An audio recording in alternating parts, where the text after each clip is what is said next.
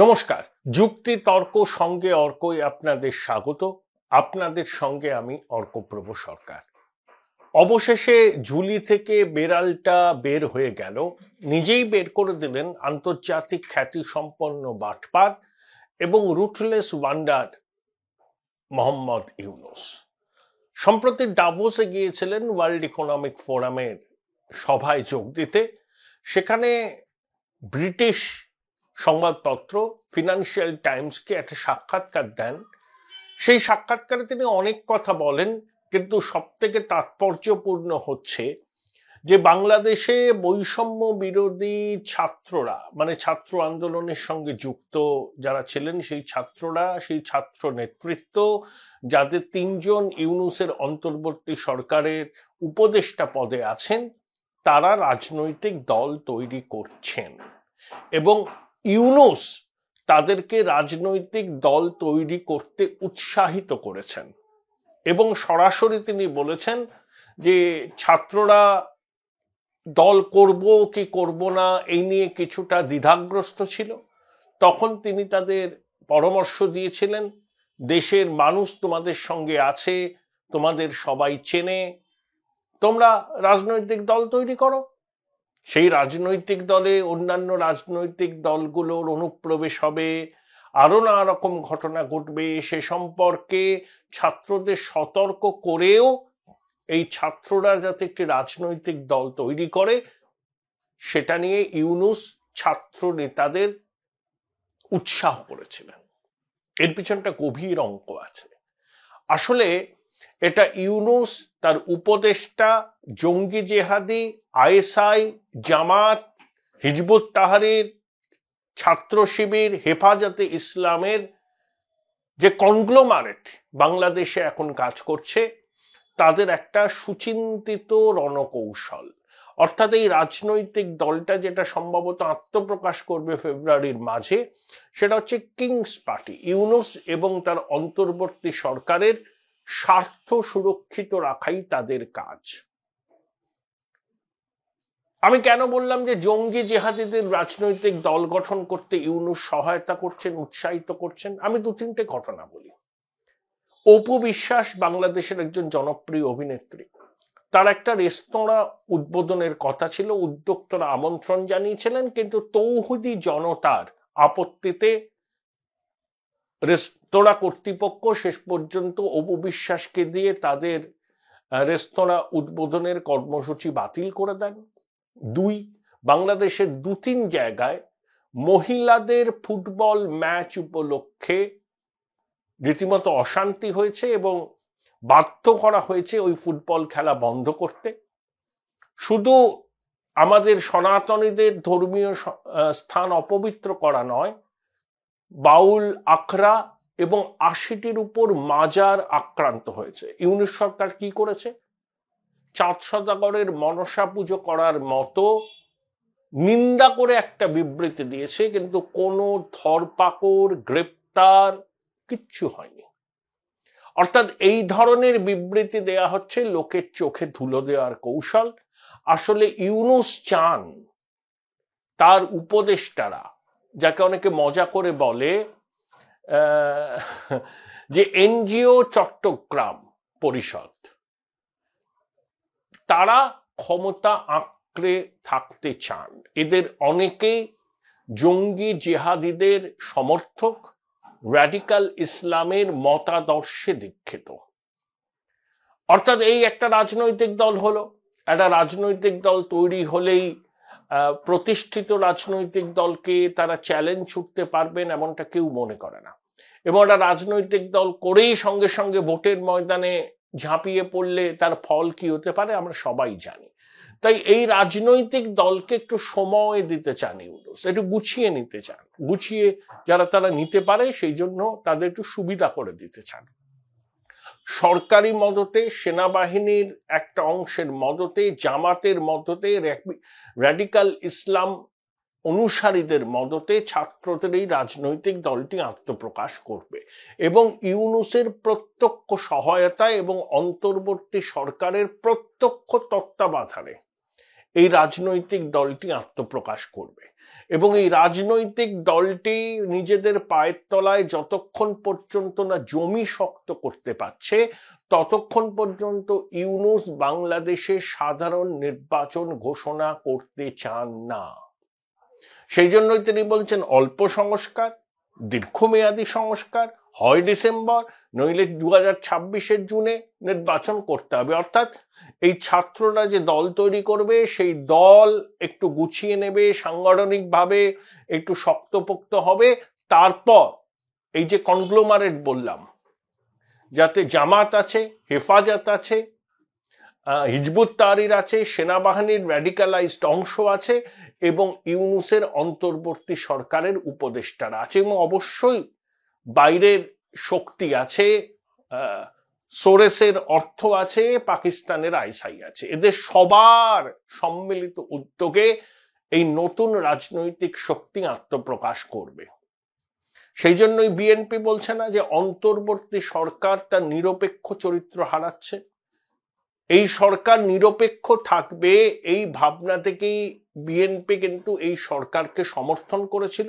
তারা বলেছিল যে এই সরকারকে তারা ব্যর্থ হতে দেবে না, কিন্তু 5 মাস কাটার পরেই বিএনপি বুঝতে পারছে যে ইউনূসের দূরভিসন্ধি, আন্তর্জাতিক খ্যাতিসম্পন্ন এই বাটপার যে কোনো মূল্যে বাংলাদেশের সমাজ ব্যবস্থায় র্যাডিকাল ইসলামের পত্তন করতে চান, জেহাদি জঙ্গি গোষ্ঠীর আস্ফালনকে সুনিশ্চিত করতে চান। বিনিময় জীবনের উপান্তে পৌঁছে এই ইউনূস রাষ্ট্রপতি হতে চান। অর্থাৎ তিনি তো প্রধান উপদেষ্টা। প্রধান উপদেষ্টা মানেটা কি? একবারই প্রাইম মিনিস্টার? কখনোই নয়। একটা স্বাধীন গণপ্রজাতন্ত্রী বাংলাদেশের শাসন ক্ষমতায় সর্বোচ্চ পদে আছেন প্রধান উপদেষ্টা। এর কোনো সাংবিধানিক ভিত্তি নেই। জেনারেল মুশারফ প্রথমবার যখন কু করে ক্ষমতায় আসলেন তিনি বলেছিলেন যে আমি চিফ এক্সিকিউটিভ অফিসার। তারপরে আপনাদের আগ্রা সামিটের কথা মনে আছে, শীর্ষ বৈঠক হবে। তাহলে অটল বিহারী বাজপেয়ী নির্বাচিত সরকারের প্রধানমন্ত্রী, জননেতা, তার সঙ্গে একজন চিফ এক্সিকিউটিভ অফিসারের বৈঠক কি করে হতে পারে? তাই রাতারাতি তিনি নিজেকে অ্যানয়েন্ট করেছিলেন প্রেসিডেন্ট হিসাবে। ইউনূসের যদি দম থাকে তিনি নিজেকে প্রেসিডেন্ট হিসাবে উত্তীর্ণ করুন, নিজের পদের একটা বৈধতা আদায় করুন। তিনি যেটা করছেন সেটা হচ্ছে বদমাইশি। বদমাইশি কেন বললাম? তিনি বাংলাদেশকে ডুবিয়ে দিয়েছেন। বাংলাদেশের সাধারণ মানুষের জীবন, সম্পত্তির নিরাপত্তা সবকিছু নষ্ট করেছেন। ধর্মীয় সংখ্যালঘুদের এথনিক ক্লিনজিং এর যে উদ্যোগ নেওয়া হচ্ছে তাকে সমর্থন করছেন। এই তৌহিদি জনতা, এই জামাতে ইসলামী, এই হিজবুত তাহরির, এদের আস্ফালন পারন্তকে মদত দিচ্ছেন, চুপ করে আছেন, নাম কবাস্তে বিবৃতি দিয়ে একটা মুখ রক্ষার চেষ্টা করছেন। কিন্তু তিনি তো মুখোশ পরে আছেন, মুখোশের আড়ালেই এই বদমাইশ বৃদ্ধর আসল মুখ। আমি খুব সচেতন ভাবে এই শব্দবন্ধ ব্যবহার করছি। ইউনূস হচ্ছে আন্তর্জাতিক খ্যাতিসম্পন্ন বাটপার, বদমাইশ আর রুটলেস ওয়ান্ডার। তো বড় তো বাংলাদেশই চেনে না। বাংলাদেশে ছিল কবে? গ্রামীণ ব্যাংকের ওর মাইক্রো ফিন্যান্সের টাকা লুটে বিদেশে সম্পত্তি করেছে, টাকার বিনিময়ে পুরস্কার কিনেছে এবং আমেরিকার ডিপ স্টেটের সঙ্গে দহরম মহরম বাড়িয়েছে। এই যে মেটিকিউলাস ডিজাইন করা যে এই অভ্যুত্থান, এটা কিন্তু স্পন্টেনিয়াস নয়, এটা ইউনূস নিজে বলেছে। মেটিকিউলাস ডিজাইন কে করেছে? ডিজাইন ও নিজে করেছে। ক্লিন্টন ফাউন্ডেশনের টাকা, সোরেস ফাউন্ডেশনের টাকা, আইএসআই এর টাকা, সেগুলোকে প্রপারলি চ্যানেলাইজ করেছেন। মাহফুজের মতো কুলগোত্রহীন কিছু যুবককে উৎসাহিত করেছেন, তারা টাকা পেয়েছে এবং তার বিনিময়ে অনেক দিন ধরে হাসিনা হটানোর পরিকল্পনাকে রচনা করা হয়েছিল।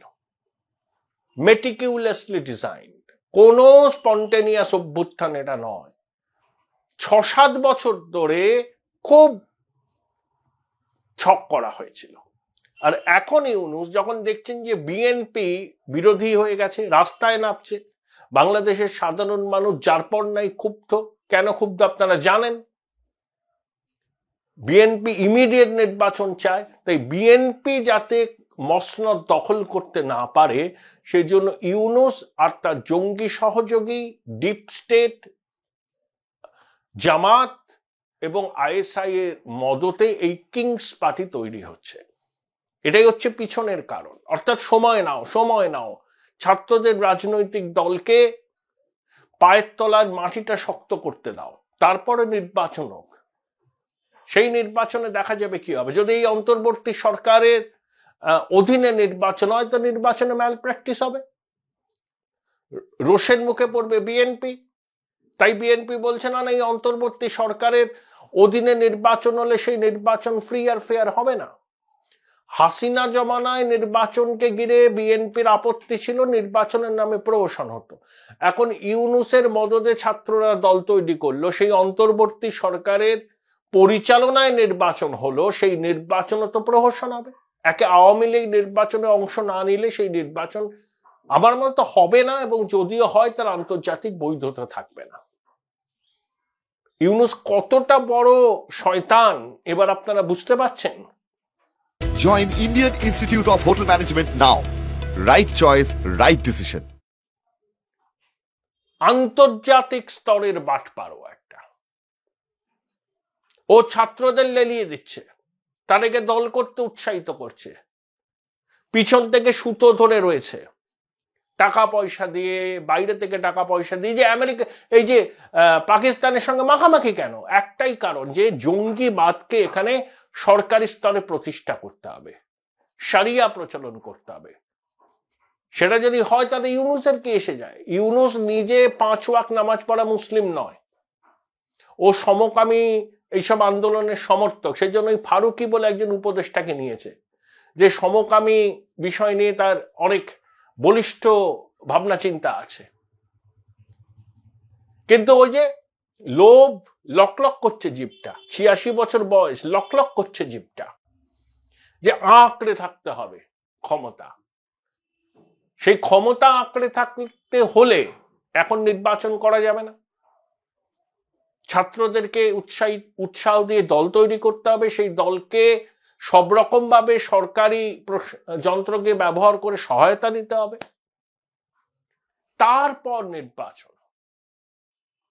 এবং আমার তো ধারণা বিএনপির অনেক নেতাকে গণগ্রেপ্তার করবে ইউনূসের প্রশাসন, তাদের বিরুদ্ধে দেশদ্রোহিতার মামলা, খুনের মামলা, আর্থিক তছরূপের মামলা এইসব দেওয়া শুরু হবে। যেই বিএনপি পথে নামবে অন্তর্বর্তী সরকারের বিরুদ্ধে, তখন দেখবেন শুধু ইউনূসের দাঁত নখ বার করবে, ও দাঁত নখ বার করে বিএনপির গলা টিপে ধরবার চেষ্টা করবে, কিন্তু সেখানেও সফল হবে না। কারণ বিএনপি বাংলাদেশের একটা প্রতিষ্ঠিত রাজনৈতিক দল, তারা মানুষের পালসটা বুঝেছে, সেই বুঝেই তারা কিন্তু এই অন্তর্বর্তী সরকারের বিরুদ্ধে পথে নেমেছে। এখন ধরুন ছাত্ররা অনেক সময় হোয়াটসঅ্যাপ মেসেজ দেয়, রাজু ভাস্কর্যে চলে আয়, লোকে আর যায় না। কারণ এই কুলগোত্রহীন ছাত্ররা, তাদের চরিত্র কি, তাদের ব্যাকগ্রাউন্ড কি, এগুলো মানুষ বুঝে গেছে। এই যে বিএনপির এক প্রবীণ নেতা, সুপ্রিম কোর্টের আইনজীবী, তিনি বললেন এরা কারা? এরা অপশক্তি, এরা অন্ধকার শক্তি বাংলাদেশে, এরা তালিবানীকরণ চায় বাংলাদেশে। ধরুন সমস্ত ইসলামী জোট এক হলো ইউনূসের মদতে, আইএসআই এর মদতে, আমেরিকার ডিপ স্টেটের মদতে, মানে এই সোরেস প্রমুখদের মদতে। নির্বাচন যদি ফেয়ার হয়, 15% বেশি ভোট এই জোট পাবে না। বাংলাদেশের মানুষ জামাতকে ক্ষমা করবে না, কারণ বাংলাদেশের বেশিরভাগ মানুষ এখনো গণতন্ত্র, ধর্মনিরপেক্ষতা এবং মুক্তিযুদ্ধের আদর্শকে মানে। তাদের সংখ্যা আগের তুলনায় কম হলেও তারা এখনো সংখ্যাগরিষ্ঠ বাংলাদেশ। আর জামাত ঘোষিত মুক্তিযুদ্ধ বিরোধী, হিজবুত তো বলে আমরা এখানে শরিয়া প্রচলন করব, হেফাজত বলে শরিয়া প্রচলন করব। এই যে তৌহিদি জনতা, এই তৌহিদি জনতা হচ্ছে এদের মুখ, এরা মব জাস্টিস করছে, মবক্রাসি করছে, করে অভিনেত্রীদের অনুষ্ঠানে বাধা দিচ্ছে, মেয়েদের ফুটবল খেলাকে বন্ধ করতে চাইছে। ইসলামিক ফাউন্ডেশনের এক নেতা সে প্রকাশ্যে কতল করার হুমকি দিচ্ছে। কি যে ঢাকায় একটা ডেক পার্টি হয়েছিল, সেই ডেক পার্টিতে তরুণ তরুণীরা আনন্দ করেছে, ভদ্রলোক বলছেন, যেখানে উলঙ্গ মহিলাদের দেখা গিয়েছে, কতল করার নিদান দিচ্ছে। ইউনূস সরকার কি করেছে? এইসব বিষয়ে চুপ করে থাকার অর্থ কি জানেন?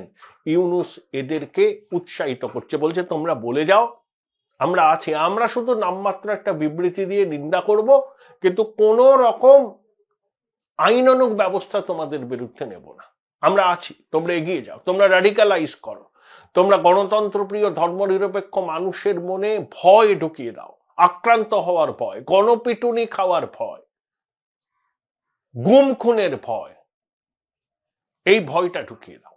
এটাই সচেতনভাবে ইউনূস করছে, এটাই হচ্ছে বড় চক্রান্ত। ওরা মাস্টার প্ল্যান করে এসছে কি কি করতে হবে। ক্ষমতা, হ্যাঁ, ও ছাড়বে। কখন ছাড়বে জানেন? যখন লাথি খাবে পিছনে। বাংলাদেশের সাধারণ মানুষ ওর পশ্চাৎ দেশে লাথি মারবে, আর আমেরিকা সহ অন্যান্য দেশ যারা র্যাডিকাল ইসলামের বারবারন্তের প্রচন্ড বিরোধী, তারা এটা সহ্য করবে না। এবং দেখুন, ইউনূস যতই পরিকল্পনা করুন, বাংলাদেশের সাধারণ মানুষ তো বুঝছেন যে কি নাভিশ্বাস উঠছে তাদের সংসার চালাতে। যেভাবে জিনিসপত্রের দাম বাড়ছে, চাকরি নেই, বস্ত্রশিল্প ঢুকছে, আমদানির খরচ মেটাতে বিদেশি মুদ্রার ভাড়ার শেষ হয়ে যাচ্ছে, বিদেশি বিনিয়োগ আসছে না, ভিয়েতনামের কাছে দ্বিতীয় স্থানটা হাতছাড়া করেছে বাংলাদেশ বস্ত্র রপ্তানিতে। তখন সাধারণ মানুষ যেভাবে গণ অভ্যুত্থানে তারা অংশ নিয়েছিল, তারা মনে করেছিল একটা নতুন বাংলাদেশ হবে, ইউনূস হচ্ছে সর্বরোগর বিশল্যকরণী, তারাই এখন ইউনূসকে লাথি মেরে তাড়াবে। বিপ্লবের পরে প্রতি বিপ্লব হয়। ইউনূস এটা বুঝতে পেরেই বদমাইশি ছক করছে, ছাত্রদেরকে মদত দিচ্ছে যে তোমরা রাজনৈতিক দল করো, রাজনৈতিক দল করো। ওর স্বার্থ কি? ওর স্বার্থ এটাই, এই নির্বাচনটাকে এই মুহূর্তে না করানো। ছাত্র উপদেষ্টারা সরকারে থেকে দল করলে তো বাংলাদেশে লঙ্কা কাণ্ড হয়ে যাবে, তবে তারা নাকি ইস্তফা দেবে দুজন। আর ওই ইউনূসের বাসায় মাস্টার মাইন্ড হিজবুত তাহরিরের জঙ্গিটা, ও দেবে নাকি জুন মাসে। কিন্তু মার্চ মাসের 25-26 তারিখের মধ্যে অনেক কিছু বদলে যাবে বাংলাদেশে। এখন যারা চলছে, ইংরেজিতে বলে লাল বিফোর দ্য স্টর্ম। আমাদের সবাইকে একটু ধৈর্য ধরে অপেক্ষা করতে হবে, বিশেষ করে বাংলাদেশের মানুষের, যাদের নাবিশ্বাস উঠে গেছে, যারা আতঙ্কের মধ্যে আছেন এই জঙ্গি জিহাদিদের আস্ফালনের জন্য। নতুন সূর্য উঠবেই বাংলাদেশে, একটু ধৈর্য ধরে আপনাদের অপেক্ষা করতে হবে।